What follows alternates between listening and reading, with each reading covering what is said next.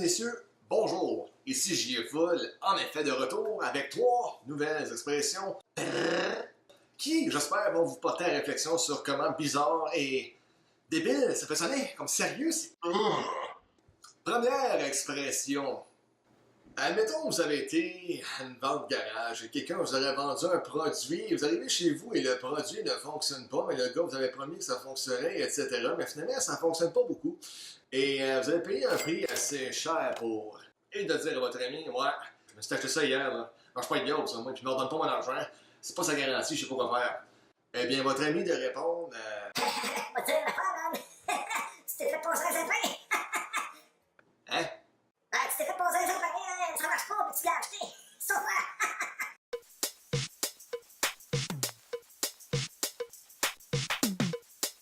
Se faire passer un sapin. Quand c'est ça? Qui passe un sapin?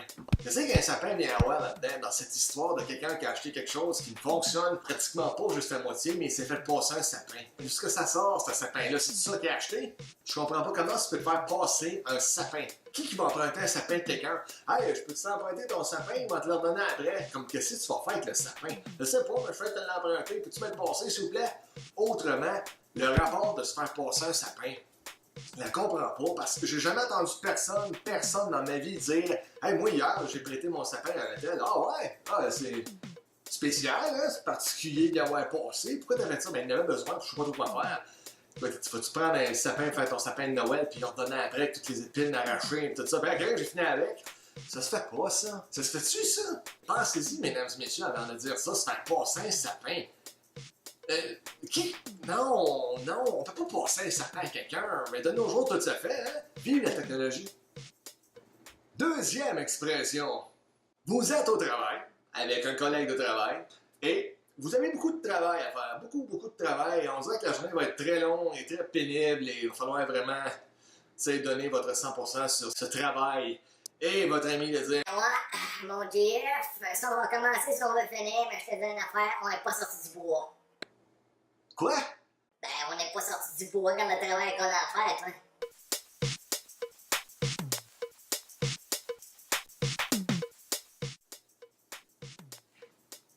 Quel bois, là?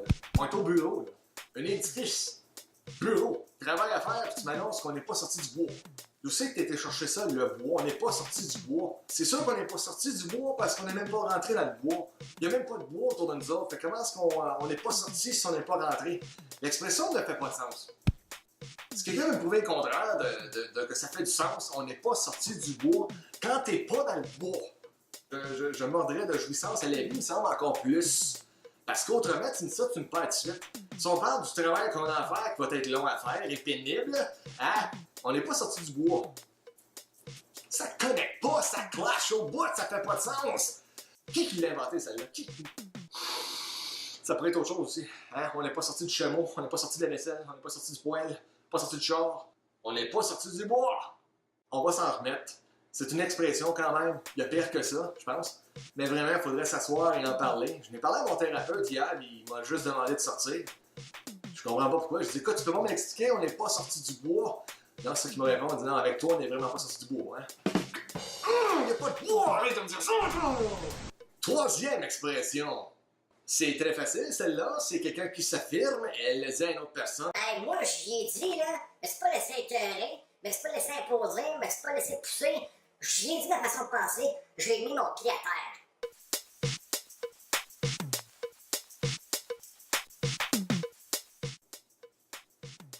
Ben, wow, tu veux le mettre ton pied? Non, mais c'est pas que j'ai... Non. Tu as mis ton pied à terre. C'est pas ça que tout le monde fait. Je suis content pour toi de savoir que tu mets tes pieds à terre. Parce que moi, non, quand on regarde terre, habituellement, tu mets où ton pied? Tu le mets pas à terre? Où est-ce que tu le mets? Pour marcher, tu mets tes pieds à terre. Pour rire, tu mets tes pieds à terre. Jogging, tu mets tes pieds à terre. Je dis ça de même, mais souvent, c'est ça qu'on fait les humains. Les humains ont tendance à mettre leurs pieds à terre. Parce que là, si on veut rentrer dans vraiment le côté psychologique de la chose, techniquement, si tu portes des chaussures, tu touches pas à terre. C'est ta semelle qui touche à terre. On s'entend clairement là-dessus, on s'entend pas tout. Ah non, c'est pas vrai ça, on touche tout le temps à terre. Oui, mais c'est la chaussure. Hein? Mais quand même, tu passes-tu 24 heures de ta journée avec tes chaussures d'un pied? Comme tu touches jamais le sol? Faut te remettre à terre, moi je peux pas. À part si t'es vraiment contorsionniste puis tu marches avec tes mains, hein? Tu serais bon pour joindre le cirque finalement, parce que t'es capable de vraiment marcher avec tes mains au lieu de tes pieds, pardon. C'est vraiment quelque chose de spécial à préciser que t'as mis ton pied à terre. Je trouve pas que c'est un pouvoir ou une qualité supérieure ou un côté plus intimidant de me dire t'as mis ton pied à terre, oh excusez.